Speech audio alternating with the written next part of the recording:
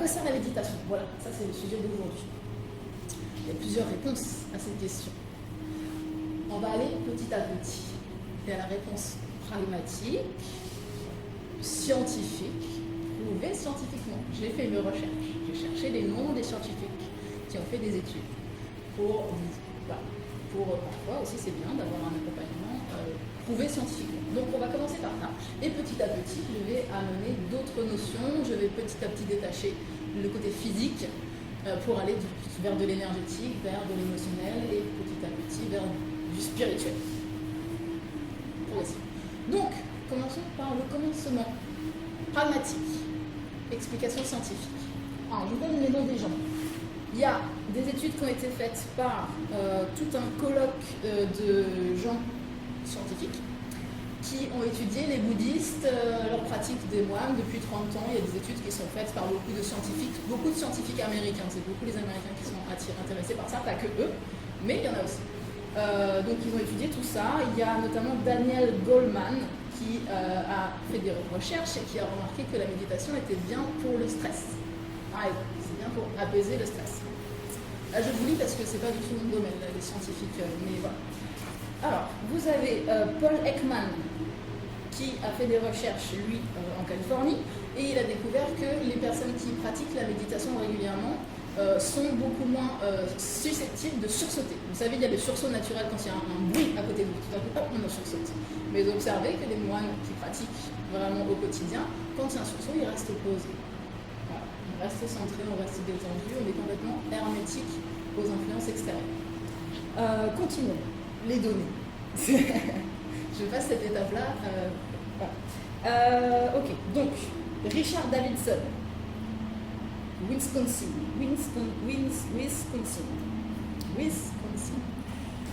Aux States. Lui aussi, il a fait des études. Ok. Ensuite, il y a Herbert. Je viens de m'écrire. J'ai l'impression d'être à l'école, là, pour le coup. Herbert Benson, il a étudié aussi que ça a des effets positifs sur la santé, notamment pour réduire l'hypertension.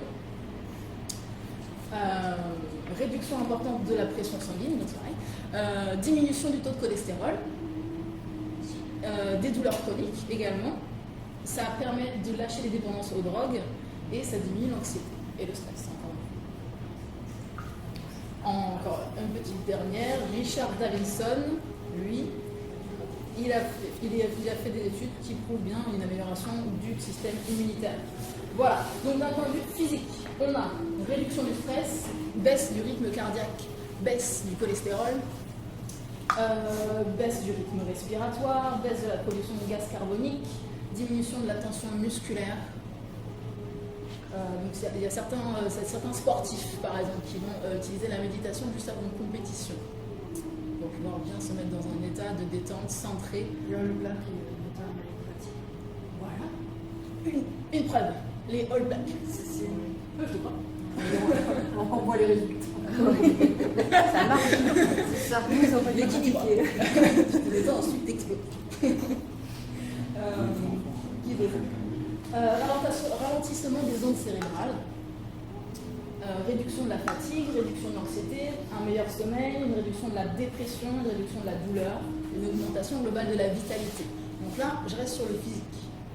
D'accord ? J'aborde juste les trucs de base, physiquement, concrètement dans la matière et dans nos sensations corporelles, qu'est-ce que ça améliore. Voilà. J'ai fini. Bonne soirée. Bon, on va aller un petit peu plus loin.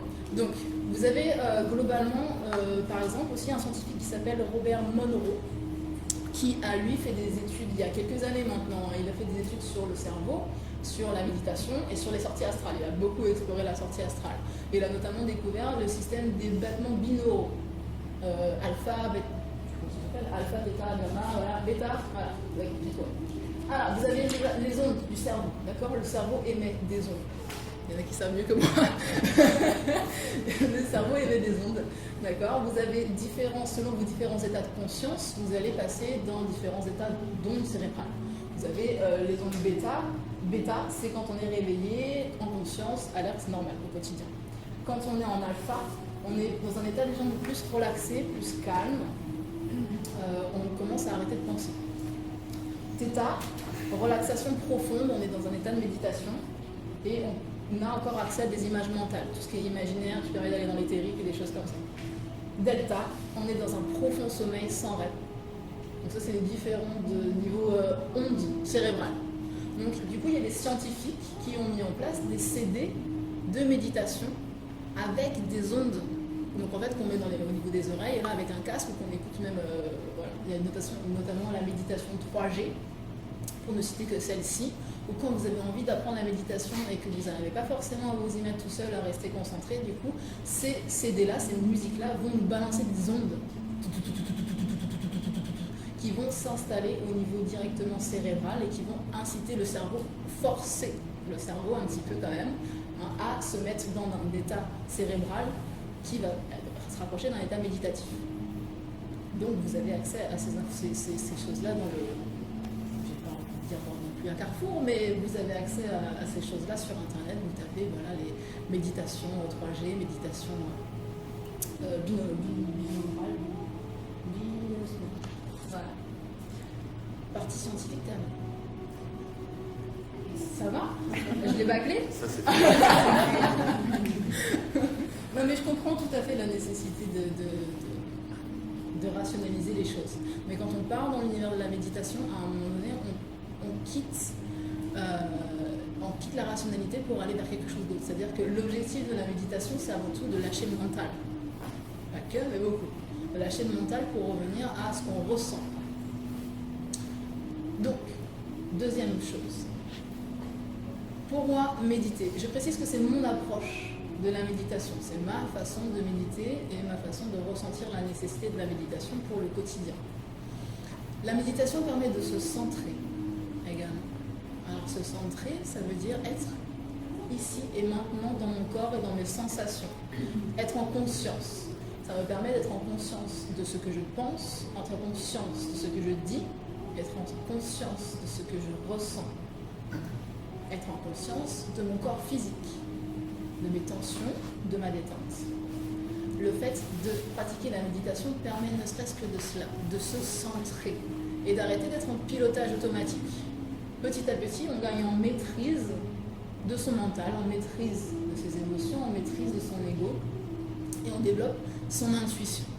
J'y reviendrai un peu plus tard. Se centrer, c'est aussi tout simplement être dans l'instant présent. On n'est plus en train de penser à ce qu'on a fait hier, dans le passé. On n'est pas non plus en train de se projeter sur ce qu'on va faire demain ou même dans l'heure qui vient. La liste de choses à faire, le mental qui tourne. La méditation, c'est un moment où on met pause et on se pose dans le présent. Donc ça aussi, c'est les choses fondamentales que la méditation permet de poser au quotidien. Vous me suivez bien? Je ne vais pas trop vite? Ça va? Je parle assez fort. Merveilleux. Je continue. Alors, j'arrive petit à petit à des notions un petit peu plus poussées. Alors, vous avez la pratique de la méditation fondamentale et basique, c'est se centrer, on est d'accord? Se poser dans le silence, installer le silence, inviter son mental à faire silence. Si vous voulez, on est dans une société française, intellectuelle. On nous apprend à penser tout le temps, à parler tout le temps, à occuper notre mental tout le temps. On a des sollicitations permanentes. On a la musique, à la radio, on a les films, à la télé, on a les livres à lire, on a des conversations à tenir, des repas, dîners d'affaires, des trucs, tout le temps. Le seul moment où le mental se calme, c'est quand on dort. Et encore, il a du mal, c'est pour ça qu'on a du mal à s'endormir. Donc, petit à petit, c'est pour ça qu'il y a un retour du sommeil, preuve physique, c'est parce que petit à petit, on apprend au mental de se calmer. C'est-à-dire que l'important, c'est l'équilibre à l'intérieur de soi. Le mental, il pèse trop, il prend trop de place. On a appris comme ça, on a été élevé comme ça, c'est des conditionnements familiaux et sociaux, pas de problème. Simplement, il faut lui restaurer l'équilibre en posant des moments de silence et en lui apprenant les bienfaits du silence. Pour le mental, pour le cerveau, aussi physiquement, le silence, c'est l'occasion d'un bon petit massage. C'est aussi un massage, alors il a du mal au début, mais petit à petit, il y prend goût. Alors il a du mal au début, parce que le mental, c'est la prédominance sur tout ce qui se passe à l'intérieur. Il gouverne. Or, pendant qu'on fait de la méditation, l'idée c'est de mettre le mental au repos, en retrait, et d'amener en avant une autre voie, le cœur. Je vais y revenir au fur et à mesure de la conférence. Je ne vais pas trop m'éloigner non plus pour le moment, je vais parler du silence. Et oui, je suis ici. Donc, parenthèse, je me flatte moi-même. Vous me suivez d'ailleurs, du coup? Ça va? Bon. Qu'est-ce que je dis? Je ne sais plus. Je me flatte.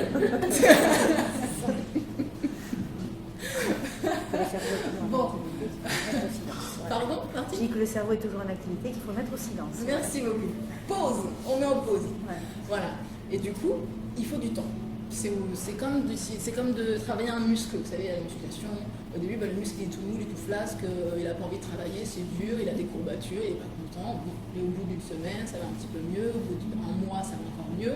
Voilà, c'est pareil pour le mental. Le mental, au début, il n'est pas content, au début, il n'a pas envie, au début, il dit non, il se rebelle, il ne veut pas. C'est pour ça que c'est bien de ritualiser sa pratique.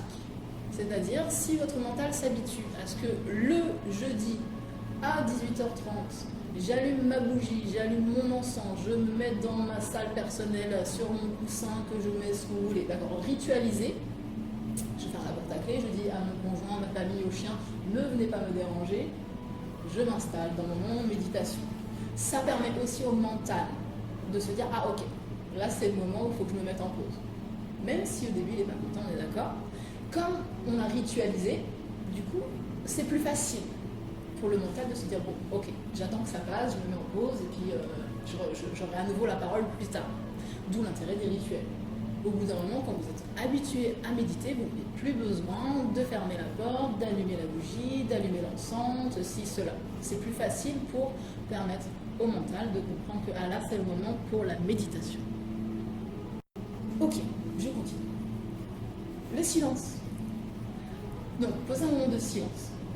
Mais pourquoi faire? Pour calmer le mental, on est d'accord. Pour calmer les ondes cérébrales, mais aussi pour accéder à quelque chose de plus profond. Plus on va se centrer, respirer, on fera un exercice tout à l'heure. Plus on va poser du silence, laisser le mental se calmer, plus on va descendre en profondeur à l'intérieur de soi. On va petit à petit, c'est le monde de la pratique, on va petit à petit se détacher du corps physique, se détacher des sensations physiques et s'enfoncer à l'intérieur. C'est comme un escalier, on descend, on descend, on descend. On descend jusqu'à la racine de qui on est. Le monde de la pratique, encore une fois, d'accord? Petit à petit, ça prend du temps. L'objectif ultime, c'est d'aller tellement en profondeur qu'on touche juste notre identité. Alors moi, je fais une distinction, c'est mon vocabulaire, je fais une distinction entre les personnalités et notre identité. Je prends mon exemple. Mes personnalités. Je suis Mathilde. Mon prénom est une personnalité. Mon nom de famille est une personnalité. Je suis la fille de Michel, c'est une personnalité. Je suis la sœur de Céline, c'est une personnalité. Je suis la femme de Jessica, c'est une autre personnalité. J'habite à Marmande, je suis française, tout ça, c'est des personnalités. L'identité de qui je suis, mon identité profonde, c'est l'essence de qui je suis. Et je me détache de la dimension humaine, je me détache, vous me suivez toujours, je me détache de la dimension humaine et je m'enfonce en profondeur. Et ça prend du temps, évidemment, mais ça implique un détachement. Le détachement, c'est important. Je me détache de toutes mes personnalités jusqu'à ne plus m'identifier à Mathilde, jusqu'à ne plus m'identifier à quoi que ce soit, et je vais jusqu'à la racine, à l'origine, à l'essence de qui je suis.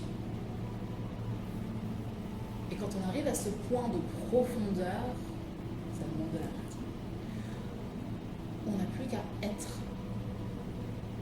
Et c'est tout. Être. Sans aucune notion de temps, d'espace, de personnalité,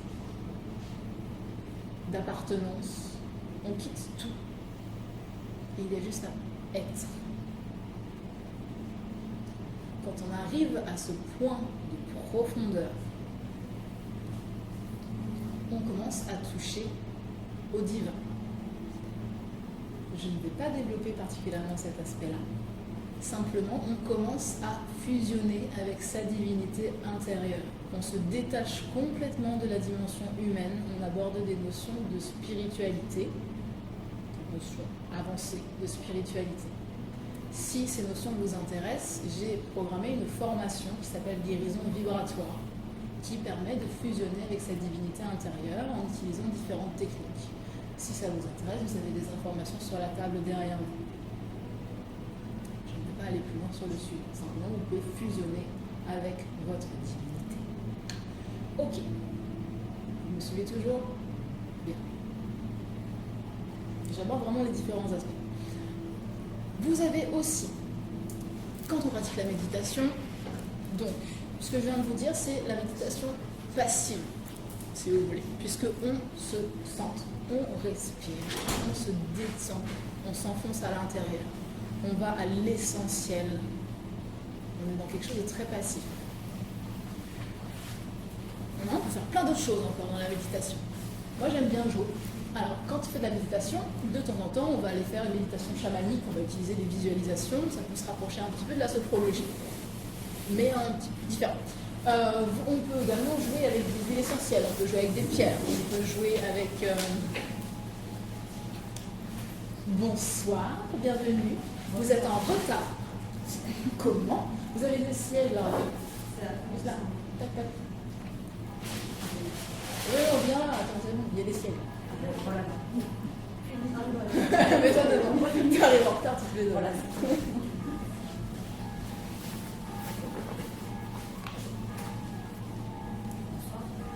Bonsoir. Bonsoir.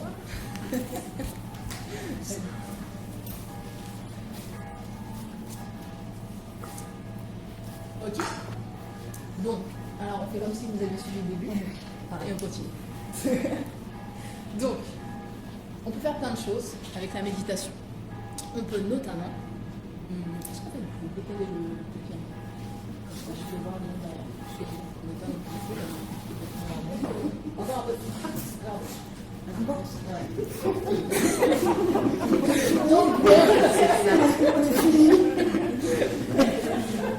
Merci. Ok, disais-je. Oui, actif. Donc, alors, méditation active, évidemment, on est toujours dans la méditation. C'est-à-dire qu'on est toujours assis antérieur ou allongé. Prenez la posture qui vous convient. C'est important aussi d'avoir une posture qui vous convienne. Parce que si vous êtes dans une posture qui est inconfortable, vous n'allez pas réussir à plonger en profondeur dans un état méditatif. Donc prenez bien le temps de prendre une bonne position confortable. Pour certaines personnes, la posture en tailleur, en lotus, en demi-lotus, c'est pas leur truc. Ils préfèrent avoir les jambes allongées, ils préfèrent être sur une chaise, ils préfèrent être complètement allongés dans le lit, avec le risque de s'endormir. Voilà, c'est le petit risque de s'allonger dans le lit, c'est de s'endormir. Mais pourquoi pas? Donc prenez en tout cas une position confortable. Fin de parenthèse, j'y reviendrai à la fin de séance. Donc actif, parce qu'on peut faire plein de choses. On peut méditer pour installer un sentiment de sécurité. On peut méditer pour aller guérir une relation. On peut méditer pour aller rencontrer son animal totem. On peut méditer pour aller purifier son corps mental. On peut méditer pour plein de choses. Tellement de choses que je ne sais plus. Développer vos perceptions, développer votre intuition, accéder à un autre niveau de sagesse, etc. Pour ça, évidemment, il y a des méthodes. Vous avez par exemple une méthode qui permet d'aller dans votre jardin intérieur. On va beaucoup utiliser dans ce cas-là la visualisation, l'imaginaire. Le jardin intérieur, c'est un espace, on l'a utilisé déjà une fois, c'est un espace où on est en totale sécurité et c'est un espace de guérison. Par exemple, c'est important quand on fait la méditation de poser les règles du jeu. Il faut que ce soit absolument certain, parce que du coup, on va installer ces règles-là dans notre énergie vitale personnelle. Si je fais quelque chose, si je médite en installant un sentiment de sécurité, par exemple, mais que je me dis, oh, ça ne marche pas vraiment quand même, ça reste de la méditation, je pose des doutes. S'il y a des doutes, ça ne pose pas vraiment mon sentiment de sécurité. C'est comme le robinet, si vous voulez. Plus on va ouvrir le robinet à fond, plus on va installer sa certitude quand on médite, plus ça va se poser dans notre énergie vitale et ça va s'incruster dans tous nos systèmes corporels. Si je fais une méditation pour me sentir en sécurité, mais que en même temps je doute et que j'y crois pas vraiment et que quand même, enfin, c'est bizarre, on pose du doute, ça a moins d'impact, ça fonctionne moins. C'est le sentiment de certitude qui compte énormément. Plus vous posez la certitude, plus c'est une certitude absolue, plus ça s'installe en profondeur dans votre subconscient, parce que le sentiment d'insécurité, il est beaucoup aussi dans la tête. Et puis, bien sûr, dans le corps émotionnel et dans l'ego. Je vais aborder le mental, l'ego, on en a parlé un peu du mental déjà, je vais aborder l'ego et les émotions tout à l'heure aussi. Je continue, j'essaie de pas trop sortir du sujet. Vous me suivez toujours? Oui, ça va. Ok. Alors, je parlais de méditation active. Donc, le jardin intérieur va me permettre d'aller utiliser la visualisation et mon imaginaire. Mon imaginaire, c'est la voix du cœur. Quand on médite, je l'ai dit, on lâche le mental, on lâche l'ego, on lâche les émotions et on va vers l'essence de qui on est. L'essence de qui on est, c'est notre divinité, c'est notre âme, appelez ça comme vous voulez, ce qui vous arrange dans vos ressentis personnels. Et on va se connecter à son cœur. La voix du cœur, ça passe par l'imagination. Du coup, quand on va aller dans le jardin intérieur, on va utiliser notre imaginaire. On va imaginer qu'on est dans un jardin. On va imaginer qu'on va aller se baigner dans un lac qui va nous purifier. Notre imaginaire sert à installer ces énergies dans notre énergie vitale personnelle. C'est tout. On n'a pas besoin de passer par la visualisation si ce n'est pas votre truc. L'important, c'est que vous décidiez d'installer dans votre énergie personnelle que vous purifiez vos pensées. Vous purifiez vos pensées, vous purifiez vos pensées, vous purifiez vos pensées, vous installez cette énergie, cette intention de purification de vos pensées. Du coup, vos pensées petit à petit vont se purifier. Ça ne va pas se faire du jour au lendemain non plus. C'est la pratique. Et comme je l'ai dit, c'est la certitude qui fait que ça va être rapide ou pas. Vous n'avez pas besoin forcément de passer par la visualisation, d'aller dans un jardin, d'aller vous baigner dans un lac de purification si ce n'est pas votre truc. L'important, c'est l'intention que vous y mettez. Le reste autour, c'est du détail. Vous pouvez méditer avec des pierres, par exemple. Vous pouvez méditer avec un cristal de roche, par exemple, toujours pour la purification. C'est un exemple. Tout ça, ce sont des supports. C'est tout. Si vous n'avez pas besoin de support et que vous êtes tout à fait capable directement d'installer l'intention, c'est tout ce qui compte. Ça va, Marine, aussi? Ouais? C'est le truc qui te gêne? Ah non? Ok. Pas de problème. Je continue. Comment? Vous me suivez toujours. Bien. Si vous avez des questions, n'hésitez pas à m'interrompre. Donc, le jardin intérieur. C'est aussi un endroit où vous pouvez rencontrer vos guides spirituels, vous pouvez rencontrer votre animal totem. Fiez-vous à votre imagination. La base, c'est simplement de ne pas forcer. Au début, quand on apprend petit à petit à utiliser ces méthodes-là, on a toujours la question de est-ce que c'est c'est mon mental qui me dit des trucs, c'est pas vrai, ça se passe pas vraiment, c'est pas des vraies perceptions, c'est pas vraiment mon intuition. C'est normal au début, on n'arrive pas à distinguer, faire la nuance entre la voix du mental et la voix du cœur, l'intuition. C'est normal. Pratiquez. C'est la solution pour petit à petit, vous allez vous sentir la différence dans la tonalité de la voix du mental et la tonalité de la voix du cœur, de l'intuition. Si vous voulez, pour vous faire simple, le mental, il a tendance à parler un petit peu fort. L'intuition, la voix du cœur dit « Oh tiens, et si tu allais par là ?» On n'a pas... Je métaphorise, évidemment. Mais vous voyez, la tonalité n'est pas la même. L'intuition, la voix du cœur, elle est toute douce. Elle vous suggère quelque chose. Elle ne va jamais vous forcer à quelque chose. Donc quand on médite aussi, ça permet plus facilement de calmer le mental et donc d'ouvrir le cœur. Je vais... Voilà. Ok. Alors, les mantras. Je voulais parler des mantras. Les mantras. Alors vous avez des versions orientales des mantras que on ne sait pas ce qu'on dit. Vous savez, Om Shanti Om Shanti Om. On n'est pas mais ou ces trucs-là, d'accord? Vous avez des versions orientales où on ne sait pas ce qu'on dit. Moi, je préfère la version française parce qu'au moins, on sait ce qu'on installe dans notre énergie et du coup, ça permet de s'installer dans le mental et dans le subconscient. C'est plus efficace. contre, les mantras, malgré tout, orientaux, ont aussi leur vibration et leur importance, puisque quand on travaille avec des mantras qui sont utilisés depuis des siècles, ces mantras-là sont puissants, parce qu'il y a un égrégore d'énergie qui s'est installé dedans.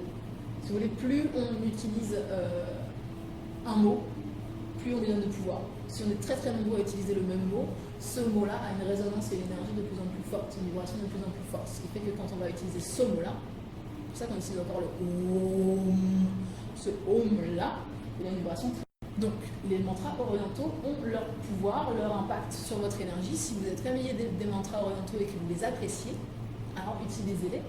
C'est comme des jouets. Pour moi, tout est jouet. D'accord ? On a besoin de rien. Mais si vous voulez jouer, il y a plein de jouets.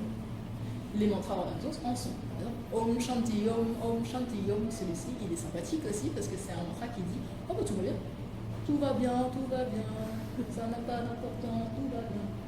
D'accord ? Donc, du coup, si vous aimez bien celui-là, vous pouvez Om Shanti Om, vous pouvez le chanter dans la voiture et tout. Le mantra n'a pas besoin forcément d'être utilisé en méditation. Vous pouvez l'installer tout le temps. Donc, je vais aborder le mantra français. Le mantra français, pourquoi est-ce que je tiens au mantra français? Je l'ai dit, parce qu'on comprend ce qu'on dit et que du coup c'est plus facile de l'intégrer dans le subconscient et dans le mental. Ça c'est une première chose. D'autre part, parce que les mots ont un pouvoir, ont une résonance. On parle du coup du pouvoir du verbe. On ne va pas utiliser n'importe quel mot du coup, puisque chaque mot a son pouvoir et sa vibration qui lui est propre. Si j'installe le sentiment de sécurité, par exemple, je vais me dire je suis en sécurité à tout instant, à tout lieu. Par exemple, je me fais ce mantra-là. Ou je suis en sécurité dans mon champ de protection invincible. C'en est un autre. Chaque mot compte. Je suis en sécurité dans mon champ de protection invincible. C'est une certitude. Il faut aussi toujours poser l'intention que c'est une certitude. Chaque mot compte et chaque mot a sa puissance qui lui est propre. Je ne dis pas, qu'est-ce que je pourrais dire, je n'utilise pas les mots je n'ai pas peur. Je n'ai pas peur, ça, on installe des énergies qui sont la peur, ils disent le peur. Donc on installe la vibration de la peur. Moi, ce qui m'intéresse, c'est d'installer la vibration de la sécurité. Donc j'utilise ce mot-là. Faites attention au pouvoir des mots. Là, je parle de la méditation, bien sûr, et du mantra, des affirmations qu'on utilise au quotidien. Je vais aborder aussi l'auto-hypnose. Mais c'est vrai au quotidien. Quand on discute avec machin, quand on est au téléphone avec bidule, faites attention aux mots que vous utilisez. Simplement, plus vous allez être en maîtrise de votre mental, puisque le choix des mots ça passe par le mental, plus vous allez installer des énergies qui sont plus élevées, des vibrations qui sont plus élevées.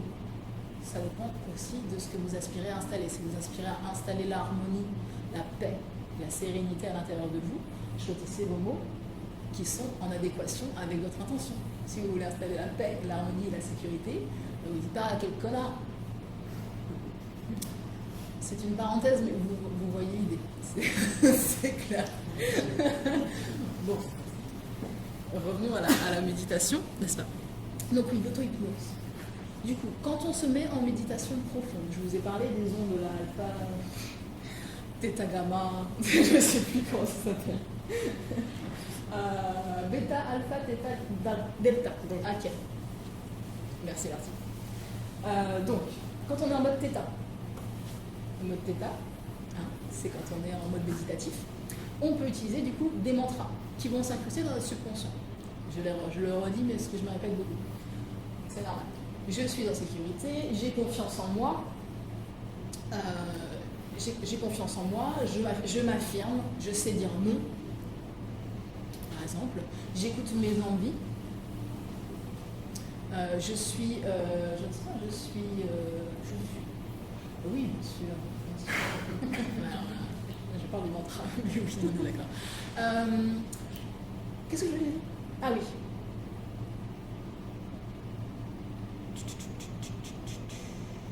Bon, voilà. Donc, vous avez compris l'idée du mantra? Ouais, vous pouvez vous faire vos propres mantras. Après, voilà, moi j'ai l'habitude de faire des mantras, donc à un moment donné j'utilise toujours le même parce que c'est important aussi de donner du pouvoir aux mots et de donner du pouvoir à la phrase que vous utilisez. Ça peut être court, hein, j'ai confiance en moi, ça peut être j'ai confiance en moi, j'installe ma force intérieure et tout va bien. Par exemple, je suis en sécurité et tout va bien. Des choses comme ça. Et vous le répétez, le principe du mantra, c'est quand on est en état méditatif profond. en θ. En onde cérébrale θ. Ok. Quand on est en état méditatif profond, à ce moment-là, on peut installer l'affirmation positive, le mantra. On se le répète. Soit on se le répète à l'intérieur de la tête, d'accord, comme on pense, soit on le verbalise. Quand je me le répète à l'intérieur de la tête, j'installe déjà ces notions-là en profondeur. Mais si en plus je les verbalise, je décuple le pouvoir du mot, je décuple sa vibration. C'est juste exponentiel. C'est-à-dire que quand je pense j'ai confiance en moi, j'ai confiance en moi, j'ai confiance en moi, j'ai confiance en moi, et quand je dis j'ai confiance en moi, j'ai confiance en moi, évidemment je ne vais pas le murmurer. J'ai confiance en moi, j'ai confiance en moi. Il y a encore du doute, on n'est pas dans de la certitude. Il faut absolument que ce soit une certitude, que votre intention soit claire, que le robinet soit ouvert à fond, pour pouvoir dire j'ai confiance en moi, j'ai confiance en moi, j'ai confiance en moi, j'ai confiance en moi. Je pose chaque mot. Ça décuple l'impact du mantra dans notre énergie vitale personnelle. Évidemment aussi dans le mental, mais là, plus globalement dans votre énergie vitale personnelle, puisqu'on aborde des notions, la confiance en soi, c'est des notions qui sont liées à l'ego et au chakra du plexus solaire aussi. Continuons. L'auto-hypnose. L'auto-hypnose, c'est sans doute. L'auto-hypnose. Alors, vous avez des périodes de la journée où vous êtes en état d'hypnose naturelle. Par exemple, au réveil, dès les tout premiers moments du réveil, vous n'êtes pas vraiment réveillé. Vous êtes là, vous êtes dans le lit, vous traînez un peu. C'est un moment d'auto-hypnose. Pourquoi je dis auto-hypnose? Parce qu'on va faire de l'auto-hypnose, je vais vous expliquer. C'est un moment où vous êtes dans un état hypnotique. Donc, autant l'utiliser. Le moment où on est dans un état d'hypnose, c'est du coup, on peut directement aller programmer des choses au niveau du cerveau, au niveau du subconscient. Donc, après, c'est un métier, être hypnothérapeute, ce n'est pas le mien, mais simplement, pour vous expliquer l'usage du mantra. Je reste à l'affirmation positive. Quand je suis dans un état d'hypnose, au réveil, c'est comme si j'étais dans un état méditatif. C'est pareil. Donc, autant l'utiliser et installer des affirmations positives. Vous pouvez décider, par exemple, que je suis joyeux et tout va bien. Je suis joyeux et tout va bien. Et je le répète, et je le répète. Le principe du mantra, c'est que je le répète. Alors je le répète pas comme je répéterais un truc qui fait des grèves par cœur à l'école et que ça a envie de le dire et que... Non, l'intention, toujours. Votre intention doit toujours rester ferme, claire, nette. Une certitude. Je suis joyeux et tout va bien. Si je le pose, je le ressens. Je suis joyeux et tout va bien. Je suis joyeux et tout va bien. D'accord ? Vous avez compris ce que je veux dire? On le ressent. Même si, quand on a un déséquilibre profond, c'est-à-dire qu'on a des peurs profondes, et qu'on dit je suis en sécurité, c'est pas du jour au lendemain qu'on va se sentir en sécurité. Je vais dire je suis en sécurité, je vais avoir du mal à le ressentir. C'est une affaire de balance. Je reviens à la balance. D'accord? J'ai des peurs qui sont là et qui pèsent, et qui pèsent, et qui pèsent. Et j'ai peur depuis longtemps, depuis 30 ans, depuis 50 ans, parfois depuis des vies antérieures. D'accord? C'est des traumatismes qui sont installés depuis très longtemps dans mon énergie vitale personnelle.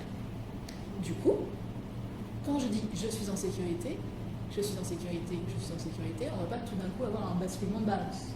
Par contre, c'est la pratique, l'assiduité de la pratique. Au début, quand je dis je suis en sécurité, ça sonne faux. Ça sonne faux, vraiment ça sonne faux. Je ne me sens pas en sécurité. C'est des conneries. Continuez à pratiquer. Jusqu'à ce que ça sonne vrai. Petit à petit, ça va sonner de moins en moins faux. De moins en moins faux. Je ne dis pas que ça soit juste. Ça sonne juste de moins en moins faux. Pratiquer, pratiquer, pratiquer. Et puis, ça commence à... et ça commence à sonner un petit peu juste. Et puis, et oui, en fait, je commence à ressentir. Et puis, ça devient de plus en plus net, et de plus en plus sûr, et de plus en plus absolu, jusqu'à ce qu'à un moment donné, la balance soit équilibrée dans l'autre sens. Et que ce sens-là, c'est je suis en sécurité, c'est une certitude absolue. Et ça y est. Mais pendant ce temps, tout ce qui a été fait pendant ce temps, le balancement, c'est tout le temps que ça a pris de guérir mes peurs. Petit à petit, j'installe un sentiment de sécurité, du coup, j'invite les peurs qui sont incrustées en moi à se guérir et à sortir et à passer à autre chose. C'est le temps qu'il faut pour guérir ces peurs. C'est un exemple que je prends. Il y a plein d'autres sujets qu'on peut explorer en méditation. Après, là, on est dans une démarche un petit peu plus thérapeutique. Du coup, quand je continue mon exemple des peurs, du coup, quand on travaille au niveau des peurs, il faut aussi autoriser ces peurs à sortir. Quand on fait l'effet de balancier comme ça et que j'installe mon sentiment de sécurité, je m'autorise aussi à guérir mes peurs. Et donc pour guérir mes peurs, il faut qu'elles sortent. Donc il faut que je m'autorise à avoir peur, jusqu'à ce que j'ai plus peur.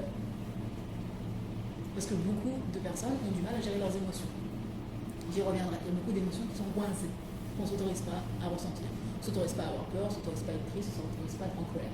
Donc ça reste à l'intérieur, ça crée des déséquilibres. La méditation va permettre aussi d'installer un équilibrage à l'intérieur. Je reviendrai tout à l'heure. Donc l'auto-hypnose, c'est quelque chose que vous pouvez faire par vous-même. L'auto-hypnose, c'est le principe, en utilisant les mantras et les affirmations positives que vous posez du coup au réveil. Vous pouvez également le faire quand vous êtes en état d'hypnose. On est en état d'hypnose quand on conduit, par exemple, sur l'autoroute. Donc vous pouvez très bien vous répéter un mantra. Toujours pareil, appropriez-vous le mantra. L'important c'est de le ressentir, mais ça peut être c'est un jour, dans notre système de fonction. Surtout quand on parle de joie. Je suis joyeuse et tout va bien, je peux le chanter. Je suis joyeuse et tout va bien du moment que je le ressens. C'est la seule chose, mais que c'est une certitude. Avez-vous des questions jusqu'à présent? Bien, je continue. Ok. Donc là, j'aborde des notions qui sont des notions d'énergétique aussi. Par exemple, autre notion d'énergétique. La méditation peut être une méditation créative. Si je veux, par exemple, qu'est-ce que je veux dire? Si je voudrais un emploi où je suis heureuse, c'est-à-dire plus on est vague, il le sait. Je voudrais juste un emploi où je suis heureuse, un emploi qui me permet d'être dans la prospérité, dans l'abondance, avoir du coup un salaire qui me convient, qui me correspond, dont j'ai besoin. Je reste flou. C'est nécessaire parce que du coup, je vais installer sur mon chemin de vie, dans mon futur, les opportunités pour pouvoir aller vers cet emploi. Je reste en méditation, d'accord? Je me pose en état méditatif profond. Je m'ouvre. Ça implique des cours, hein. Là je vous fais juste la théorie, après évidemment la pratique, et c'est plus facile quand on suit les cours. Donc, méditation, état méditatif profond. Je m'ouvre et je projette. On est dans la projection, on est dans la manifestation. Je projette sur mon chemin de vie. J'appelle, si vous voulez, j'invite sur mon chemin de vie l'emploi qui me sera pour le plus grand bien. J'aime beaucoup utiliser cette formulation, le plus grand bien. C'est pour mon plus grand bien. C'est pas parce que mon mental me dit qu'il faudrait que j'ai un emploi qui soit à 5 minutes de la maison, qu'il faudrait que j'ai ce salaire-là et que je sois derrière un bureau. Mon mental, il me dit ça, mais si ça se trouve, ce qui vraiment m'épanouira, ce qui vraiment me rendra heureuse, c'est de travailler dans l'agriculture. Rien à voir avec un bureau, la sécurité de l'emploi, fonctionnaire, CDI, non. C'est pas parce que j'aurai tout ça que je serai épanouie. Vous voyez la différence? Donc du coup, c'est pour ça que ce qui m'intéresse, c'est de m'ouvrir à ce qui est pour mon plus grand bien.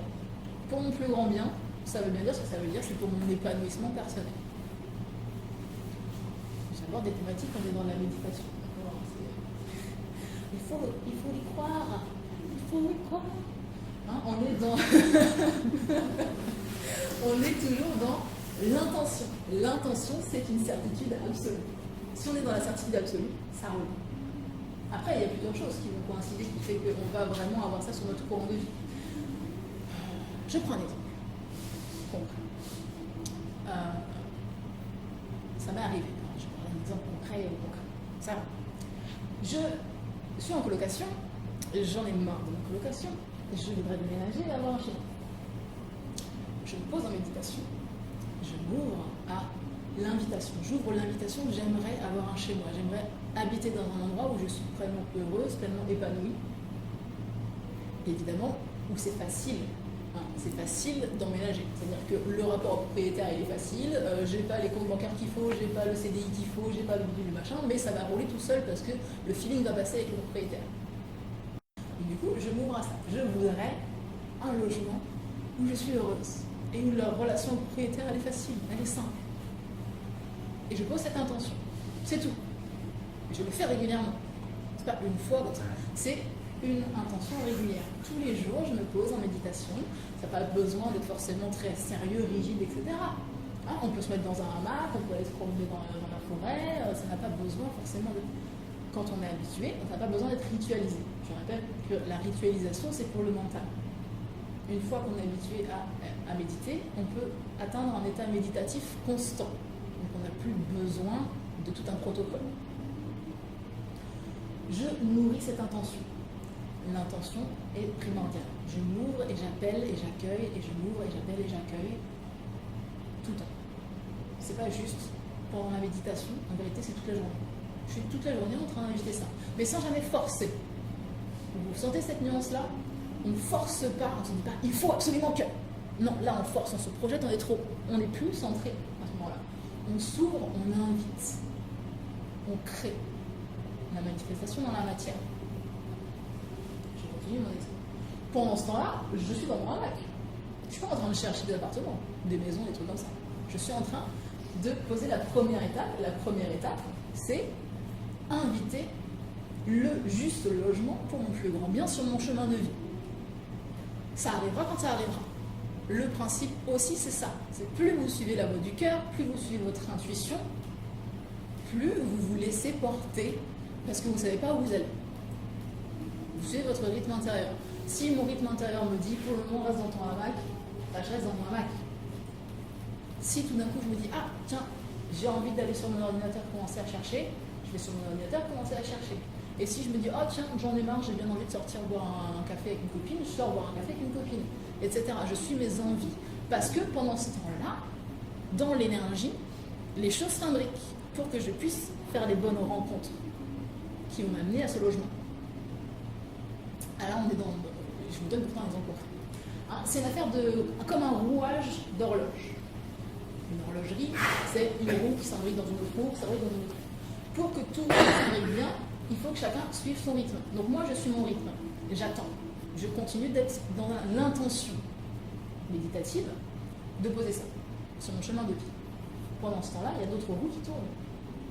Les autres roues qui tournent, c'est justement que le propriétaire, à ce moment-là, il est en train de se dire « Ah bah ça, il faudrait que je fasse une annonce sur Internet. » Et puis à ce moment-là, justement, vous voyez ce que je veux dire le propriétaire est en train de se dire qu'il a passé une annonce sur Internet, qu'à ce moment-là, il y a encore quelque chose, des choses qui ne sont pas encore terminées de se régler dans ma colocation, et donc il faut que je reste un petit peu pour faire en sorte que quand je pars, ça se passe bien.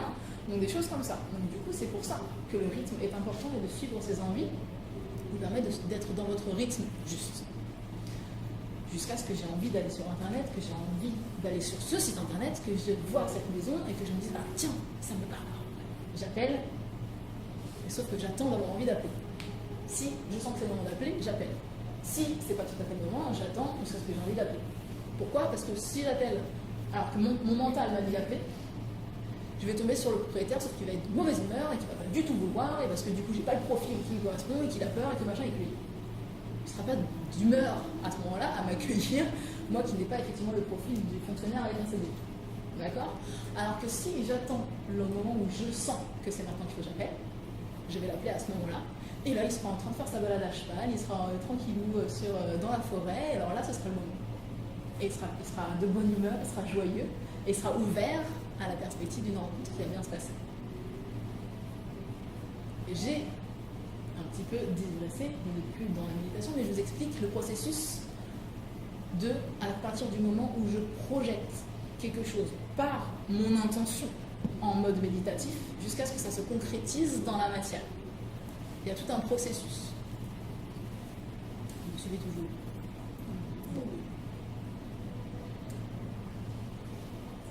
Donc, méditation créative. Donc, je rappelle, la formule qui marche bien, c'est pour mon plus grand bien. Plus vous restez flou, mieux c'est. Si vous dites, commencez à dire, alors je voudrais une voiture, mais que ce soit une Renault diesel avec plutôt bleu métallisé, avec direction assistée. Non, j'ai besoin d'une voiture qui me soit parfaite. Voilà, c'est tout. Elle viendra.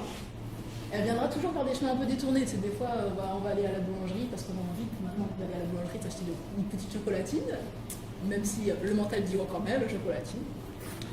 On suit son envie. On suit son envie, on va s'acheter sa chocolatine. Et là justement, on tombe sur une copine de lycée qu'on n'a pas vue depuis oh là là, et puis on discute et tout, puis justement on cherche une voiture. Ah mais dis donc, j'ai mon cousin, il vend sa voiture. Et voilà. parce qu'on a suivi son rythme qui nous promène et qu'on ne sait pas trop où on va, et c'est le principe de je suis la voix du cœur, elle m'emmène où j'irai. C'est toujours pour mon plus grand bien. Ça demande de la confiance. Avoir confiance en son intuition, avoir confiance en son cœur et suivre ses envies.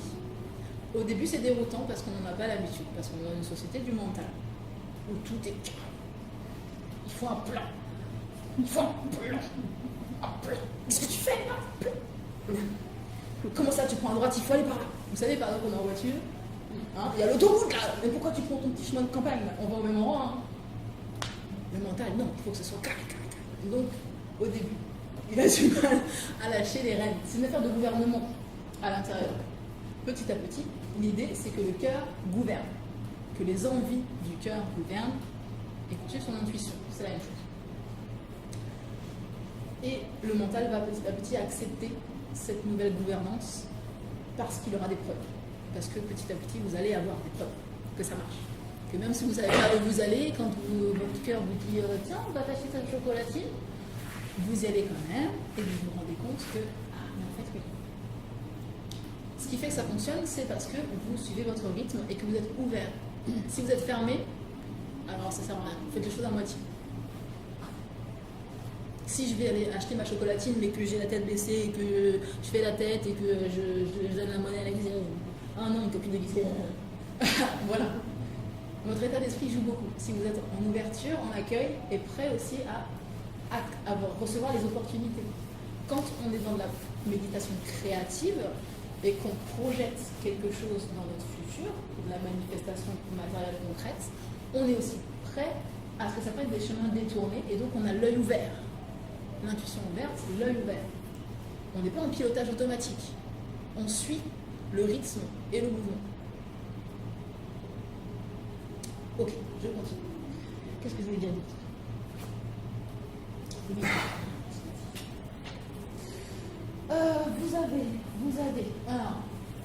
Vous avez la méditation. La méditation permet aussi d'aller explorer l'éthérique et l'astral. Moi, qu'est-ce que c'est? L'éthérique. Alors, bon.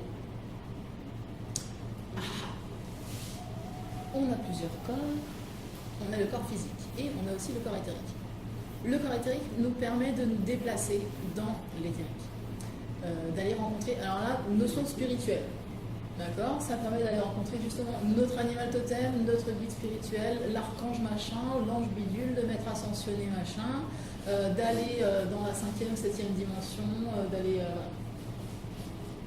ça vous permet d'aller dans l'éthérique. C'est plus facile de se déplacer dans l'éthérique que de se déplacer dans l'astral. Faire une sortie astrale, c'est compliqué. Faire une sortie astrale, ça implique vraiment une sortie de corps, ou alors c'est vraiment tout notre système corporel qui quitte notre plan, cette pièce avec moi. Par exemple, je suis en méditation. Je suis en méditation profonde. J'ai envie d'aller... On peut le faire par la visualisation, ça. Oui, l'éthérique. Parce que j'ai fait dans le yoga, ça. L'éthérique, tu peux. L'astral, c'est vraiment une sortie.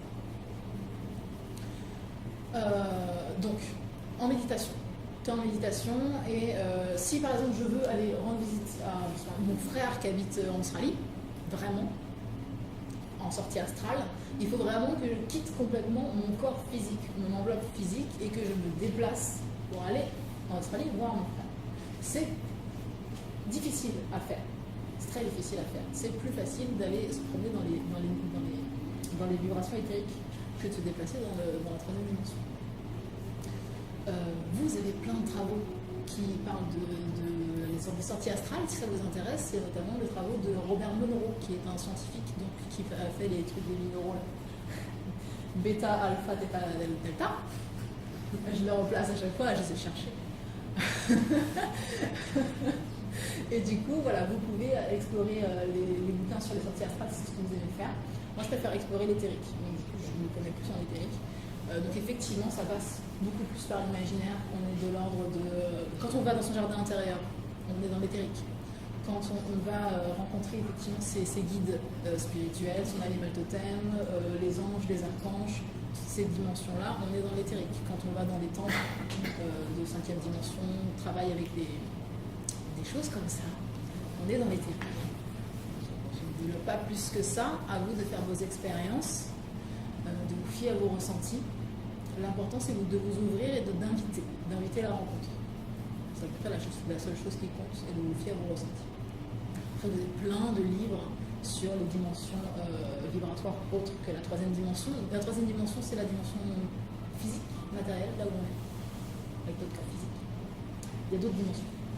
Il y a d'autres niveaux vibratoires.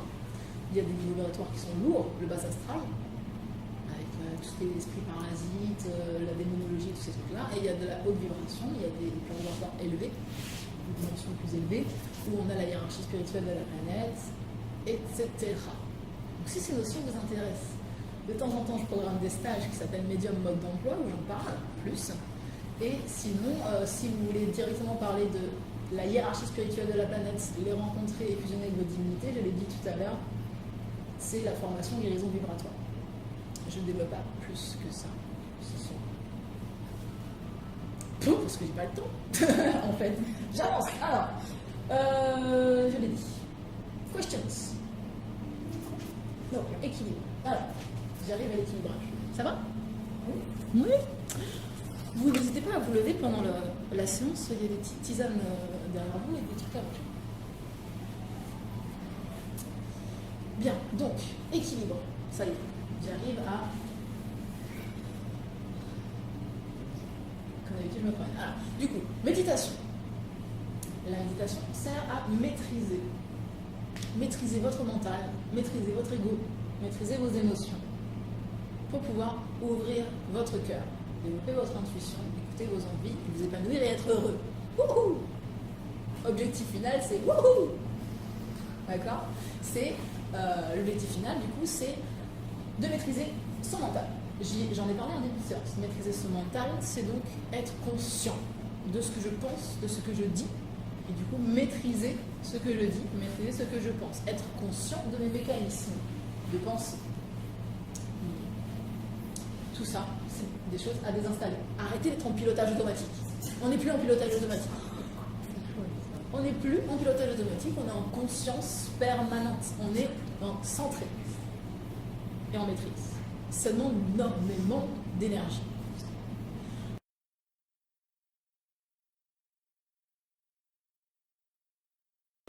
Deuxième chose, maîtriser ses émotions. Maîtriser ses émotions. Quand on est en état méditatif, du coup, on calme nos états émotionnels. On s'autorise à vivre nos émotions au quotidien. C'est-à-dire que si je médite 1 heure, le reste de la journée, je vais avoir plus de facilité à maîtriser mes émotions. Si je médite 1 heure, le reste de la journée, je vais avoir plus de facilité à maîtriser mon mental, etc. Donc, maîtriser mon émotion, ça veut dire, d'une part, m'autoriser à ressentir mon émotion et à l'exprimer. Je n'étouffe pas mon émotion. Je ne me dis pas « Ah non, la colère, c'est pas bien ». Non, être en colère, c'est négatif. Non, la colère, c'est une émotion. Elle a besoin d'être là. Elle vous sert à passer un gros coup de balai, à vous faire respecter, à dire non, à avoir confiance en vous. La colère est nécessaire. Donc, on la laisse sortir. La tristesse, pareil. La peur, pareil. Vous autorisez donc à ressentir et à exprimer vos émotions. C'est la première chose. La deuxième chose, c'est qu'on n'est pas censé être en émotion tout le temps. Du tout. Du tout, du tout. À un moment donné, les émotions, on ne ressent quasiment plus. On a beaucoup d'émotions qu'on a étouffées depuis notre enfance, notre adolescence, à l'âge adulte. Il y a beaucoup de choses qu'on ne s'est pas autorisées ou qu'on ne nous a pas autorisées. On est dans une société avec des conditionnements. Pleurer, c'est être faible.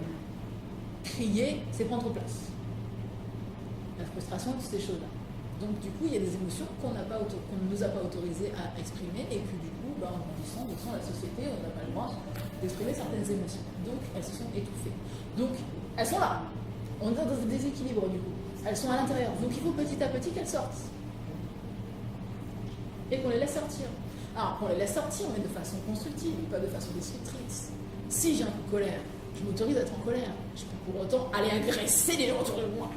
D'accord ? On n'est pas dans la destruction. Par contre, si je suis en colère, j'ai besoin de taper dans un truc, je vais aller taper dans un truc, dans un coussin, je vais crier, d'accord, je vais exprimer ma colère. C'est tout, simplement de façon constructive. Ensuite, elle part.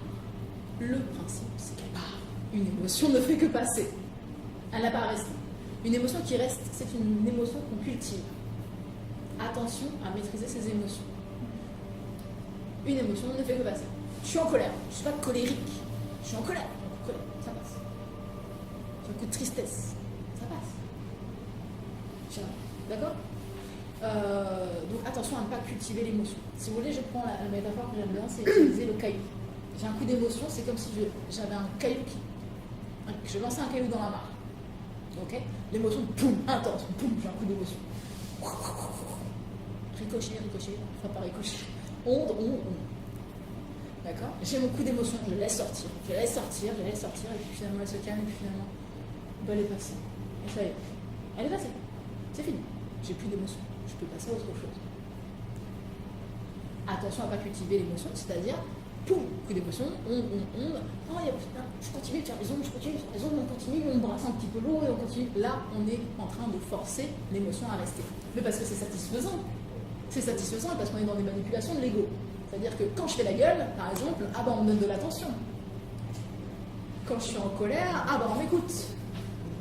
Des choses comme ça. Donc du coup, forcément, on a envie de maintenir son émotion parce que ça permet, c'est des jeux d'énergie entre les gens. Ça me donne de l'attention, ça me donne de l'amour, ça me donne tout ce que vous voulez. Donc du coup, quand on tranche nos liens de dépendance aux autres, on n'a plus besoin de rentrer dans ces jeux-là. La méditation permet aussi de trancher ces liens de dépendance au regard, au jugement des autres, etc. On se regroupe sur soi, on renforce son individualité, on renforce sa vibration personnelle, et on n'a plus besoin des autres. Aller ensuite vers les autres, c'est des échanges, c'est super, on n'a pas besoin. On sait être seul. C'est aussi tout l'intérêt de la méditation, c'est qu'on redevient soi. On redevient un individu autonome. Parce qu'on est tellement pris dans les relations avec machin, avec du truc, avec mon conjoint, avec mes enfants, avec mon frère, avec machin. On a des personnalités, ce que je disais tout à l'heure, on a tellement de personnalités qu'on a oublié notre identité. On ne sait plus être seul avec soi-même. On ne sait plus qui on est. La femme de, la fille de, qu'est-ce que j'aime en fait? Ah non, c'est moi qui aime, ou c'est lui? En fait, c'est mon conjoint qui aime le café ou c'est moi? Je ne sais plus. En fait, je suis habituée à boire le café parce que je suis. Est-ce que c'est moi qui aime le café? Par exemple, d'accord? On est trop dans la fusion et dans les influences permanentes les uns avec les autres. Au point de se perdre. Donc ça permet de se retrouver. Bonjour. Je passe du coup à l'ego. Maîtriser son ego. Mon ego, ça se passe au niveau du chakra du plexus solaire. L'ego, c'est justement mon individualité. Qui je suis. Je suis un individu autonome, libre. J'ai confiance en moi, je prends ma place.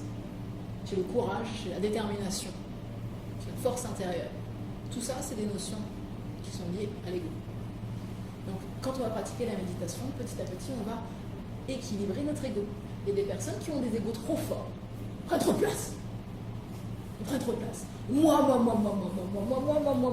je parle fort, je prends la place, la parole tout le temps, je monopolise l'attention, je prends de la place aussi. Dans tous les sens du terme, aussi physiquement, je gesticule beaucoup, et voilà, ego trop fort, je domine, je suis agressif aussi. D'accord? Ego trop fort. Il y a des personnes qui ont à l'inverse, ego trop petit. Je suis introvertie, je suis timide, je parle pas fort, j'ai plutôt une posture un petit peu recroquevillée, et puis je ne j'articule pas beaucoup, et puis je... D'accord? On est aussi dans l'ego. L'ego déséquilibré dans l'autre sens. L'ego juste, c'est je prends ma place. Je vous montre toujours cet exemple-là, parce que le plus cher. Mon ego équilibré, c'est celui-ci. Ça représente mon espace vital personnel. Ça représente aussi mon champ de protection. Les deux sont liés à l'ego, de toute façon. Donc, un ego trop fort, on est d'accord que c'est un ego qui est comme ça. Un ego trop faible, c'est comme ça. Mon ego juste, c'est celui-ci. Donc le fait de pratiquer la méditation, petit à petit, va aussi permettre d'harmoniser ça. Les personnes qui n'ont pas assez confiance en elles, vont installer petit à petit la confiance en soi. Les personnes qui prennent trop de place, ils vont apprendre à se poser, à respecter les autres, à accepter les différences, à arrêter de juger, toutes ces choses-là. Arrêter d'être en colère, bref. Vous me suivez toujours? Oui. Et donc, on en vient à... Donc, les 3 trucs à maîtriser. Petite redite. Le mental. les émotions, l'ego. Bonne chance.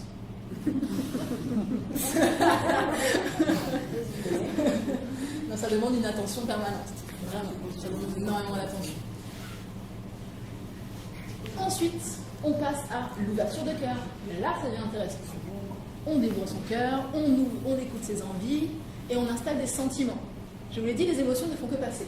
Par contre, quand on est aligné avec le cœur, on pose des sentiments. Les sentiments sont toujours installés en arrière-plan. Si vous voulez, c'est un peu comme un hamac de douceur, on est toujours dans le sentiment. Il n'y a pas 15 000 sentiments. Il y a un sentiment, non deux. Il y a deux sentiments. Le premier sentiment, c'est l'amour inconditionnel. Oh, grosse notion, l'amour inconditionnel. Alors je transfère en changeant de mot, c'est plus facile, la bienveillance. Le sentiment de bienveillance est permanent à l'intérieur de soi. Je me note tout.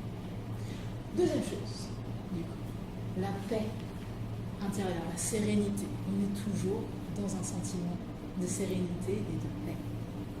Tout va bien. Tout va bien. Troisième chose, la joie. Le sentiment de joie, où tout est jeu, joyeux, les opportunités, la spontanéité. Ça, ce sont des choses qui se posent au bout d'un moment quand on a bien maîtrisé son mental, son ego, ses émotions. Il y a une émotion joie également. Une émotion de wouhou! Ok, celle-ci, elle fait que passer. On n'est pas tout le temps wouhou! D'accord? Il y a une différence entre l'émotion joie et le sentiment joie. S'imagine quelqu'un qui est toujours en mode joie. Attention, voilà, c'est juste une petite nuance que je précise. Donc, la méditation. La pratique de la méditation me permet de me simplifier la vie. Je me simplifie la vie. Oh là là, les gens ils ont des vies compliquées. On se simplifie la vie. On arrête de se prendre la tête avec des problèmes. J'ai des problèmes. J'ai des drames. J'ai des inconforts. Des trucs qui vont pas. Oh, le voisin, il m'a parlé tout à l'heure. Il faisait un peu la tête et tout. Là, il m'a mal parlé. Et puis j'en fais toute une journée. Il m'a pas parlé. Il a pas bien mis ses poubelles sur le trottoir. Il l'a mis sur la sortie de garage, dis donc. Puis alors je parle à mon voisin, j'en parle à ma copine au téléphone, et puis j'en parle sur Facebook, et puis je râle, et puis... Oui, non. C'est un gros problème, c'est un drame. Donc petit à petit, la pratique de la méditation permet de prendre du recul et de se détacher de tout ça, et de revenir à l'essentiel. Ce que je disais en début de séance, on revient à l'essentiel. Et on arrive à un point où plus rien n'a d'importance. Plus rien n'a d'importance. Vraiment, voilà. Ça simplifie beaucoup la vie. En admettant qu'on soit prêt, bien sûr, à se la simplifier. Chacun son rythme. Et donc c'est aussi quelque chose que vous devez atteindre. Qu'est-ce que je voulais dire de plus? Les souffrances aussi, c'est pareil. Quand je parle de drame, c'est pareil. Je fais une distinction de vocabulaire. Distinction de vocabulaire entre les douleurs et les souffrances. J'ai mal. J'ai mal. J'ai quelqu'un qui est décédé, ça me fait une émotion, j'ai mal, je ressens de la colère, de la tristesse, je suis blessée physiquement, j'ai mal à mon bras, c'est de la douleur, on est d'accord. C'est de la douleur. Pas besoin de basculer dans la souffrance. Ah, j'ai mal à mon bras. Ok, on n'est pas dans du pathos, on n'est pas dans du spectacle. Là, on bascule dans la souffrance. Ça devient à nouveau des choses comme ça. Vous voyez la différence? J'ai mal à mon bras, oui, j'ai mal à mon bras. Du coup, comme j'ai l'habitude d'être détendue, en méditation, d'être centrée, tout ça, du coup, j'accepte la douleur. J'accepte d'avoir mal à mon bras, et je prends le temps de me soigner. Et plus je suis détendue, parce que quand on pratique la méditation, du coup, on pratique aussi la respiration et la détente du physique, la détente musculaire. Donc, du coup, on n'est pas crispé, et on vit beaucoup mieux cette douleur. Et cette douleur part beaucoup plus vite. C'est pareil que les émotions. Si vous voulez, la douleur, je la vis, je l'accepte, je me guéris. J'ai envie de faire un petit bisou à mon corps, pardon, je suis désolée, je n'ai pas fait attention, je me suis fait mal. Ou alors, je la cultive. Ok? Pareil, maîtrise du mental, c'est aussi du coup poser du silence, donc arrêter de faire du blablabla. blablabla, blablabla. C'est bien de faire du blablabla de temps en temps. Regardez, moi je passais, ça fait 1 heure et demie que je fais du blabla. Mais c'est du blabla intéressant.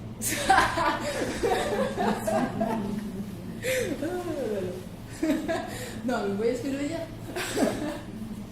Parfois le silence a besoin de plus de place dans votre vie.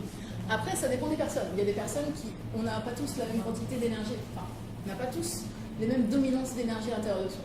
On a du feu, de la terre, de l'air, de l'eau à l'intérieur de soi. Il y a des personnes qui ont beaucoup d'air. Les personnes qui ont beaucoup d'air, c'est des personnes Vata. On est dans la médecine ayurvédique. Les personnes qui ont beaucoup d'air, eh ben c'est celles-ci qu'il faut qu'ils fassent attention à blablabla.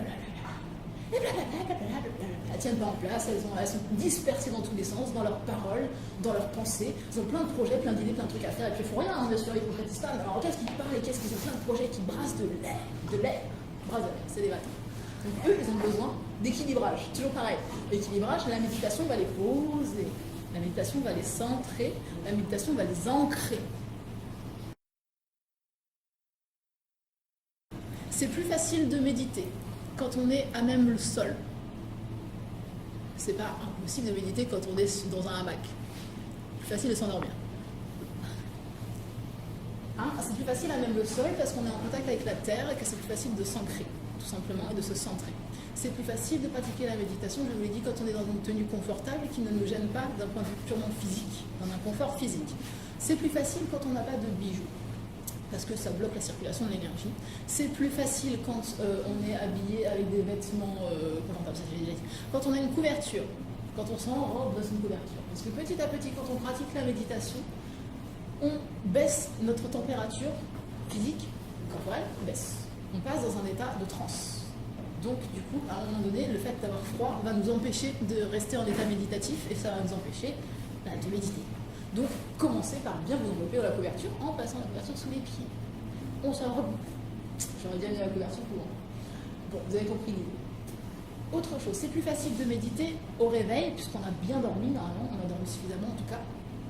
Du coup, on ne risque pas de se rendormir. Et parce qu'on est encore un peu en mode hypnose, donc c'est plus facile. C'est également plus facile quand on a le système digestif au repos. Donc on n'est pas en train de digérer. Parce que quand on est occupé à digérer, on est occupé à digérer. On est pas occupé à méditer, on est occupé à digérer. D'accord? Également, c'est plus facile quand on ne consomme pas de drogue, alcool, cigarettes, et ce que vous voulez. Tant pis pour ça, je ne participerai pas à la méditation. Au revoir, c'est venu pour rien. Voilà. Du coup, qu'est-ce que j'ai dit? J'ai dit ce que oui, j'ai dit. Ouais, je vais regarder. Ah, vous avez des questions? Questions. Pardon, je me fais des blagues. Vous savez, ce truc-là, c'était quoi avec ça? Ouais. Avec, ouais, je crois, le mec avec les cheveux bouclés, tu sais. Question pour le champion. Le perse. Voilà. Est-ce que vous avez des questions? le perse là. Ah non, mais bon, dans ma tête. Juste une petite question. Oui. En combien de temps on arrive à ça? À ça quoi? Ça dépend de quelle profondeur tu veux atteindre. Oui, non, je pense que sortir de son corps, c'est Voilà. c'est pas jouable. Je pense qu'il faut se donner quand même Alors, des paliers, des projets qu'on puisse faire. c'est ça. Voilà. La différence, tu sais, c'est comme ce que je disais tout à l'heure, il ne faut pas forcer. C'est-à-dire que si tu forces, c'est-à-dire si tu fais trop souvent, trop longtemps, tu vas te dégoûter et tu vas arrêter, tu vas te saouler. Donc attention à ça, il faut effectivement que tu respectes ton rythme, pas t'en dégoûter. Si tu es déterminé à être vraiment, à progresser vite, tu fais 1 heure de méditation par an. Si tu es déterminé à progresser vite. Mais petit à petit, important au début de méditer, c'est simplement tu peux t'en poser 5 minutes chaque jour, pas besoin d'y passer 1 heure. Au bout d'un moment, tu te rends compte que tu n'as pas, en fait, tu es resté 10 minutes, en fait, ah bah tiens, 15 minutes aujourd'hui. Un petit peu à chaque fois. Et c'est simplement se poser, respirer profondément, détendre son corps physique. Tu sais, la détente des muscles, c'est ce qu'on fait ensemble en séance. Et c'est plus facile d'avancer, de progresser quand on est en cours. Parce que quand tu es en cours, du coup, tu es guidé. Ça t'aide beaucoup plus quand je te dis de détendre ton corps physique, de détendre, d'avoir une respiration profonde, et puis ensuite de poser cette intention-là, et de respirer le silence, et que je me rappelle en permanence. Hein? Quand tu le fais tout seul, du moins au Tony, début, ça marche pas. Oui, Moi, je n'y arrive pas. Tu n'arrives pas seul. Non, même s'il y a du silence, j'entends l'horloge me dit je sais pas, je pense à des trucs et je me dis non, faut pas que je pense. Et plus je me dis faut pas que je pense et plus je me dis j'ai oublié ça, j'ai pas fait ça, faut que je fasse le ménage, il y a des miettes, voilà, ouvrez les yeux. Ouais, mais non, mais parce que c'est vrai que tandis que tu vois quand on est en cours, on est posé et que tu parles et tout, on sait que de toute façon tous les autres sont amenés à faire pareil et que si toi tu t'y mets pas, tu vas t'ennuyer, donc tu vas faire qu'il faut que tu te fasses. Ouais. Et en fait, au fur et à mesure que tu te dis, il faut que j'y arrive, faut que j'y arrive, faut que j'y arrive, tu te concentres en fait sur je sais même pas si on te concentre sur la musique, sur la voix ou je sais pas, mais en tout cas, ça part plus facile C'est un moment que quand tu es tout seul, quoi. Tu t'en rends pas compte. Ouais. Ouais. Donc du coup, on progresse beaucoup plus vite quand on est en cours. Ouais. Donc même si vous ne méditez pas forcément chez vous le reste de la semaine, mais qu'au moins une fois par semaine, ensemble, on médite, c'est déjà très bien. Après, petit à petit, si tu te sens l'envie d'installer ça dans un quotidien, posez simplement des moments où vous vous relaxez. La première étape, c'est de relaxer le corps physique, de relaxer les muscles, d'avoir une respiration profonde, tranquille. Vous savez, à chaque fois qu'on fait en introduction de cours, quand on relâche à la terre, des choses comme ça, juste ça. Ensuite, tu peux petit à petit installer du silence. Alors, il y a plusieurs choses qu'on peut faire. On peut respirer le silence, comme on le fait à chaque fois, ensemble. Moi, c'est la méthode que j'aime bien faire. On imagine qu'on respire le silence. On ne se dit pas, j'arrête de penser. On se dit, je respire le silence. Je m'installe dans le silence. Il y a une autre méthode qui est de compter, par exemple. Alors, moi, je ne vais pas utiliser celle-ci. Mais on peut compter. On peut compter de 0 à 30, puis de 0 à 15, puis rien. Et encore une autre méthode, c'est regarder une flamme de bougie. Ou encore une autre méthode, regarder un mur blanc.